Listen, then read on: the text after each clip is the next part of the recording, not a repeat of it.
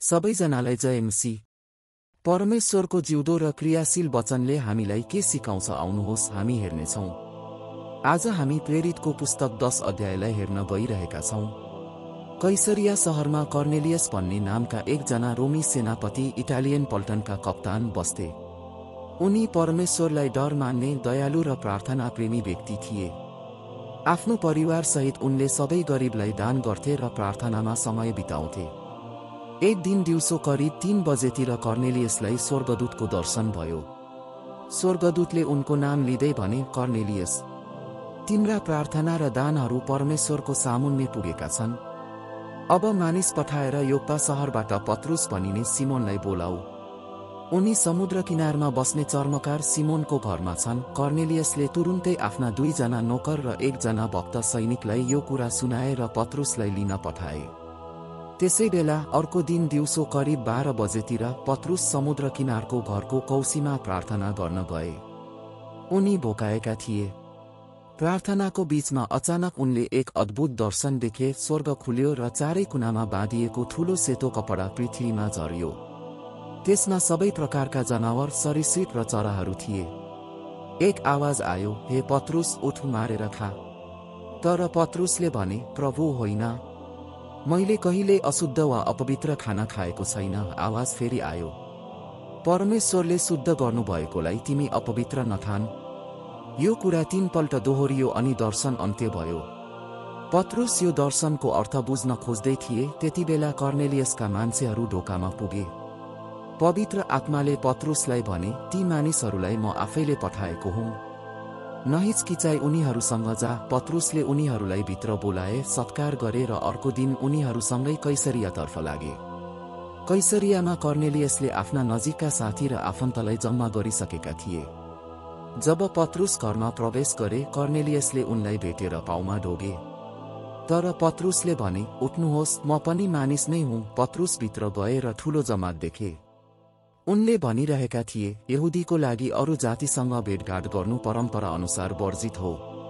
तर परमेश्वरले मलाई देखाउनुभयो, कुनै मानिसलाई अपवित्र वा अशुद्ध नठान्नु। त्यसपछि कर्नेलियसले आफ्नो दर्शनको कथा सुनाए र किन पत्रुसलाई बोलाएको भनेर बताए। तब पत्रुसले प्रचार गर्न थाले, अब म बुझ्छु, परमेश्वरले पक्षपात गर्नुहुन्न। जसले उहाँलाई डराउँछ र असल काम गर्ने गर्छ, त्यो उहाँको नजरमा ग्रहणयोग्य हुन्छ। परमेश्वरले नासरतका येशूलाई पवित्र आत्मा र शक्तिले अभिषेक गर्नुभयो। उहाँले असल काम गर्नुभयो, रोगीहरूलाई निको पार्नुभयो र अन्ततः मानिसहरूले उहाँलाई काठमा टाँगेर मारे। तर परमेश्वरले उहाँलाई तेस्रो दिन उठाउनुभयो। हामी उहाँसँगै खायौं पियौं, उहाँ जीवित हुनुहुन्छ भन्ने प्रमाणका साक्षी भयौं। पत्रुसले अझ भनिरहँदा पवित्र आत्मा सुन्ने सबैमाथि ओर्लिए। तिनीहरूले भाषा बोल्न थाले र परमेश्वरको प्रशंसा गरे। यहुदी विश्वासीहरू अचम्म मान्दै भने, अन्य जातिहरूलाई पनि पवित्र आत्माको वरदान दिइयो। पत्रुसले आदेश दिए, हामी झै पवित्र आत्मा पाएका यी मानिसलाई बप्तिस्मा दिन रोक्न सकिँदैन। त्यसपछि कर्नेलियस र उनका परिवारजनहरूलाई येशू ख्रीष्टको नाउँमा बप्तिस्मा दिइयो। अनि उनीहरूले पत्रुसलाई केही दिन घरमै बस्न अनुरोध गरे।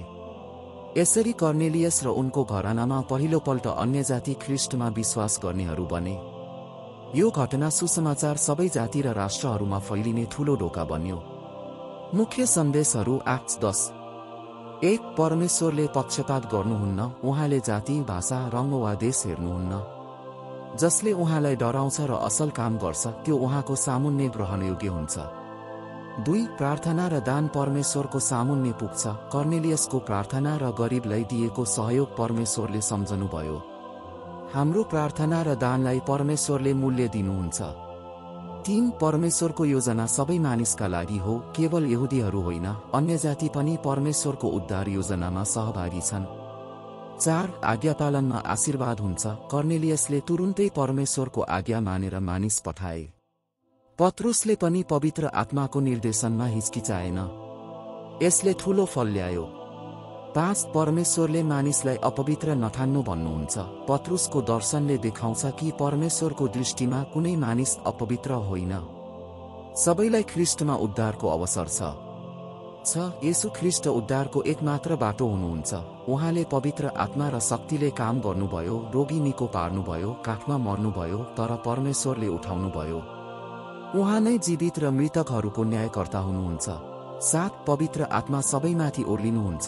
जब वचन प्रचार गरिन्छ, पवित्र आत्मा सुन्नेहरूमा ओर्लनुहुन्छ, चाहे तिनीहरू यहुदी हुन् वा अन्य जाति।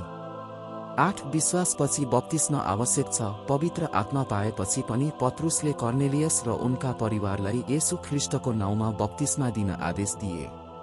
अन्त्यमा तपाईलाई कस्तो लाग्यो? प्रतिक्रिया कमेन्टमा लेख्न, साथै तपाईले आशिष पाउनुभयो भने शेयर गर्न र प्रत्येक दिन यस्तै भिडियो हेर्न चाहनुहुन्छ भने सब्स्क्राइब गरेर बेल आइकन अन गर्न नभुल्नुहोला है त। जय मसीह।